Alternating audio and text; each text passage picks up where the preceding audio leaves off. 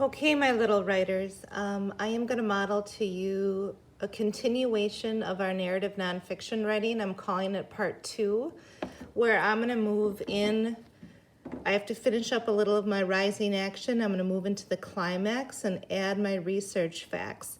And I think after my modeling from yesterday and for today, part 1 and now part 2, if you can go all the way through your plot mountain and add your research facts till you reach the end of the story, I say go for it.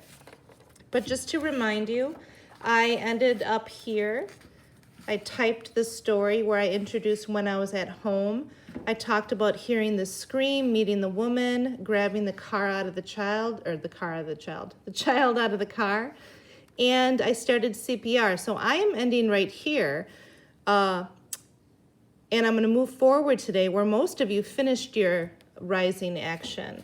So before I begin, I'm just going to review my notes. I need to kind of consider my notes on the chest compressions, where you press down on the child's chest. Check for breathing, pinching the nose, and giving a breath. So in the back of my mind, I know that I have those research facts going. So to kind of page through, this is my first page. And I'm flipping through. We don't need to read it again for time's sake, but this is where I left off. Haley quickly laid the boy in the back of the car. She checked to see if the child was breathing. To check for breathing, an individual must place her ear near the child's mouth and nose. And as a reminder, I bracketed that to show you that it was a research fact that I took from my sheet. Haley felt nothing. I'm going to continue the story. And I'm just going to add from her experience on being trained in CPR, Haley knew she must make the child breathe.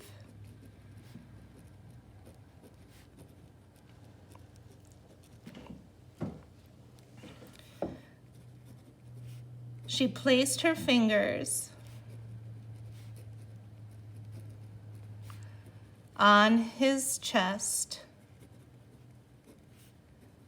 and pressed firmly 3 times.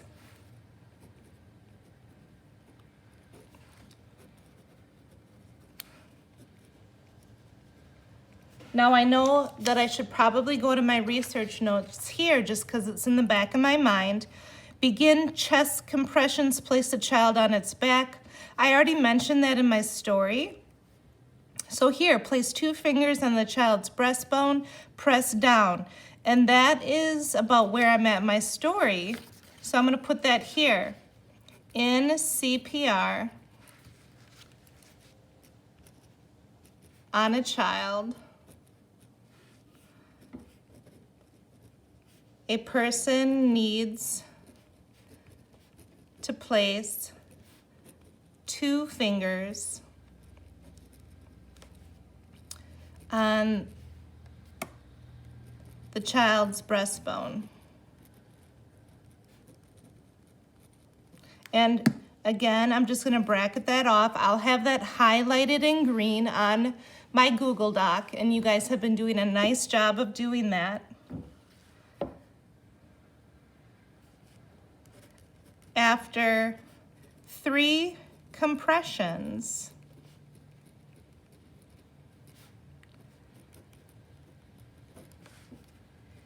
Haley checked for breathing again.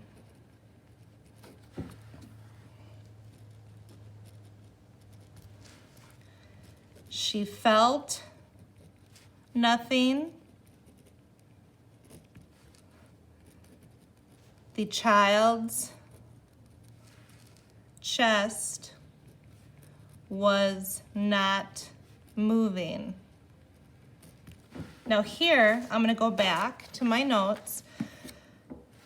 I did this one. I'm just gonna cross it off to remind me that I did it. Let the chest rise with each one. Check to see if the child has started breathing. Now here, I remember in the story, she started mouth to mouth. So I think I'm gonna go down to here in my notes. Notice how I'm not using every single one of my notes. You don't have to do that. So I'm gonna try to engage in this note taking right here, or this research fact. The child's chest was not moving. Haley knew she had to breathe into the child.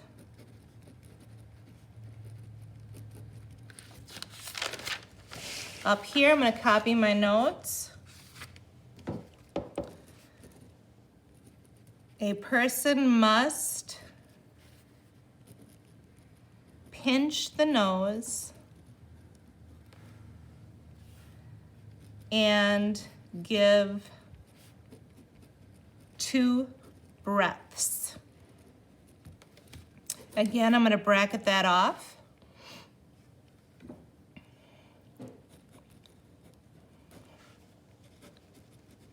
Haley gave 2 quick breaths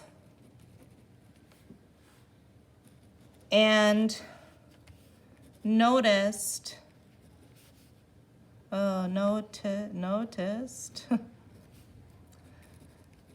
chest was not rising. And I'm going to go back to my notes here, and it says the chest should rise each time. In CPR, the chest should rise each time.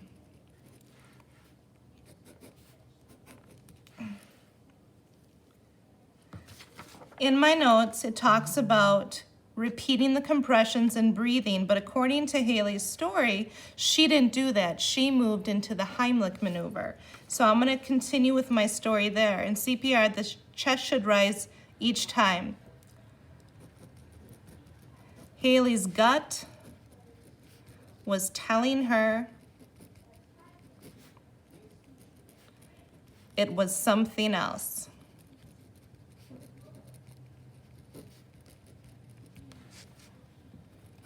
She picked up the child,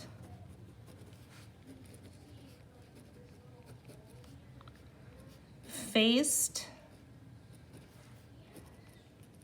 him outward,